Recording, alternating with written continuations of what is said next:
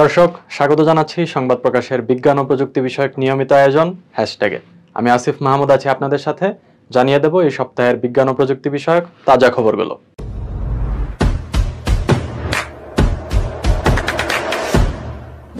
ইতালিতে পাওয়া গেছে 2300 বছর আগের 24টি ভাস্কর্য। পানির নিচে খুব সুন্দরভাবেই সংরক্ষিত ছিল ভাস্কর্যগুলো। এগুলোর সাথে পাওয়া গেছে 6000 স্বর্ণ, রৌপ্য ও ব্রোঞ্জ মুদ্রা।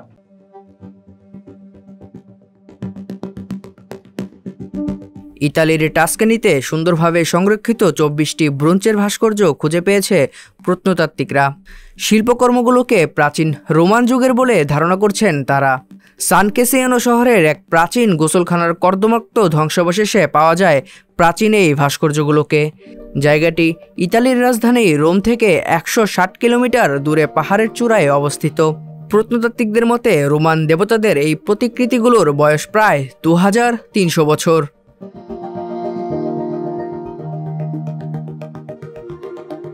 বিশেষজ্ঞরা বলছেন, ইতিহাস নতুন করে লেখার তাগিদ দিতে পারে এই আবিষ্কার।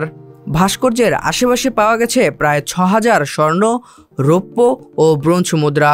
এগুলো যীশুখ্রিস্টের জন্মের আগের 200 বছর এবং তার মৃত্যু পরবর্তী 100 বছরের মধ্যে তৈরি করা হয়েছিল।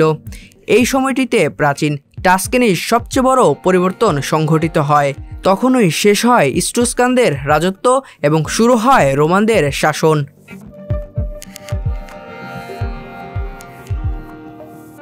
খনন কাজের প্রধান জাকোবা টাবল্লি জানান, ভাস্কর্যগুলোকে পানিতে অর্পণ করেছিলেন সে সময়কার মানুষরা। তারা বিশ্বাস করতেন পানিতে কিছু দান করলে পানিও তাদের কিছু দান করবে। ফলে 1000 বছর ধরে পানিতেই সংরক্ষিত ছিল ব্রোঞ্জের তৈরি এই ভাস্কর্যগুলো।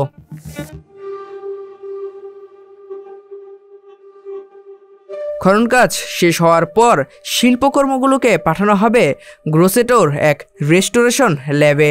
সেখান থেকে সেগুলোকে পাঠানো হবে সান ক্যাসিয়ানো জাদুঘরে। সেখানে এই ভাস্কর্যগুলো প্রদর্শনীর জন্য রাখা হবে। যুক্তরাষ্ট্র রাডারেও ধরা পড়বে না এমন শক্তিশালী ক্ষেপণাস্ত্র বানিয়েছে ইরান। এই হাইপারসনিক ক্ষেপণাস্ত্রটি শব্দের চেয়েও 5 গুণ দ্রুত গতিতে আঘাত হানবে কোনো কিছু বুঝে ওঠার আগেই। অনেকেই বলছেন যুক্তরাষ্ট্র ও পশ্চিমাদের জন্য অশনি সংকেত এটি।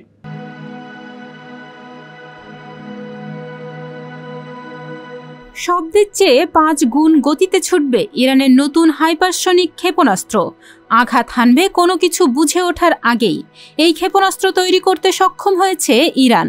অত্যাধুনিক এই ক্ষেপণাস্ত্রটি থাকবে সব ধরনের আকাশ প্রতিরক্ষা ব্যবস্থা ও রাডারের ধরাছোঁয়ার বাইরে। ফলে পশ্চিমাদের জন্য একে অশনি সংকেত হিসেবেই দেখছেন বিশ্লেষকরা।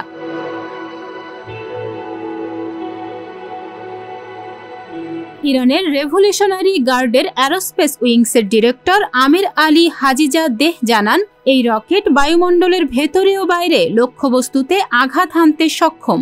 সব ধরনের আকাশ প্রতিরক্ষা ব্যবস্থাকে ফাঁকি দেওয়ার জন্যই এটি বানানো হয়েছে। তার মতে এই মিসাইলকে প্রতিরোধ করতে সক্ষম প্রতিরক্ষা ব্যবস্থা বানাতে পশ্চিমাদের কয়েক দশক সময় লাগবে।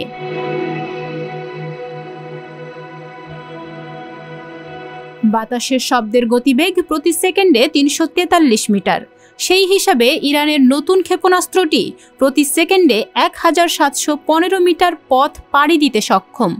এই ক্ষেপণাস্ত্রটিকে ইরান ব্যবহার করতে পারবে মহাকাশের সর্বোচ্চ কক্ষপথে স্যাটেলাইট স্থাপন করতে, ভূমি থেকে মিসাইল ছুড়ে স্যাটেলাইট ধ্বংস করতে, অথবা কেউ কিছু বুঝে ওঠার আগেই যুক্তরাষ্ট্রে হামলা চালাতে। এই ক্ষেপণাস্ত্র পারমাণবিক অস্ত্র বহনেও সক্ষম। মার্কিন বিশেষজ্ঞরা বলছেন, মহাকাশে পারমাণবিক বোমার বিস্ফোরণ ঘটানোর জন্য এই ক্ষেপণাস্ত্র বানিয়েছে ইরান। তবে এখনও ক্ষেপণাস্ত্রটির পরীক্ষামূলক উৎক্ষেপণ হয়েছে কিনা সে সম্পর্কে কোনো তথ্য পাওয়া যায়নি।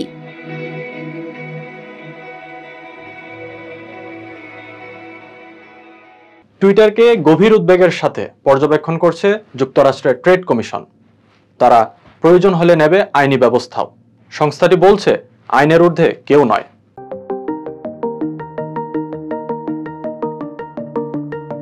ইলন মাস্ক দায়িত্ব গ্রহণের পর টুইটারের সাম্প্রতিক পরিস্থিতি গভীর উদ্বেগ নিয়ে পর্যবেক্ষণ করছে যুক্তরাষ্ট্রের ফেডারেল ট্রেড কমিশন এফটিসি।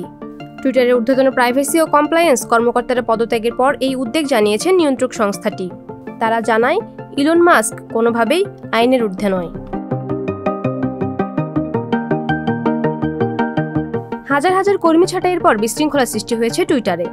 এরই মধ্যে ইলন জানিয়েছেন টুইটারের জন্য দেউলিয়া হওয়ার সময় আসতে পারে। ফলে সাবস্ক্রিপশন ফি সহ আরও কিছু পদক্ষেপ তিনি নিচ্ছেন, যার কারণে বিরক্ত হচ্ছেন এই সামাজিক মাধ্যমটির ব্যবহারকারীরা। এরই মধ্যে প্রতিষ্ঠানটির chief privacy officer Damien Kieran, chief compliance officer Marianne Fogarty এবং চিফ সিকিউরিটি অফিসার লিয়া কিসনার পদত্যাগ করেছেন। ফলে নিয়ন্ত্রক সংস্থার আদেশ লঙ্ঘনের ঝুঁকি বাড়তে পারে টুইটারের জন্য। এর আগে গত মে মাসে ব্যবহারকারীদের তথ্য বিক্রির অভিযোগে প্রায় $1.5 কোটি জরিমানা করা হয়েছিল সামাজিক মাধ্যমটিকে। এরই প্রেক্ষিতে এপিসি জানিয়েছে তারা উদ্বেগের সাথে টুইটারের কার্যক্রম পর্যবেক্ষণ করছে এবং কোনো প্রতিষ্ঠান বা কোনো প্রধান নির্বাহী কেউই আইনের ঊর্ধ্বে নয়। এপিসির নির্দেশনার প্রতি টুইটারের অনুবর্তিতার জন্য প্রয়োজন হলে নতুন পন্থা ব্যবহার করবে বলে জানিয়েছে ফেডারেল ট্রেড কমিশন। দর্শক, এই ছিল আমাদের আজকের আয়োজন। হ্যাশট্যাগের পরবর্তী পর্ব দেখতে চোখ রাখুন সংবাদ প্রকাশের ফেসবুক পেজ ও ইউটিউব চ্যানেলে প্রতি শনিবার রাত 9টায়।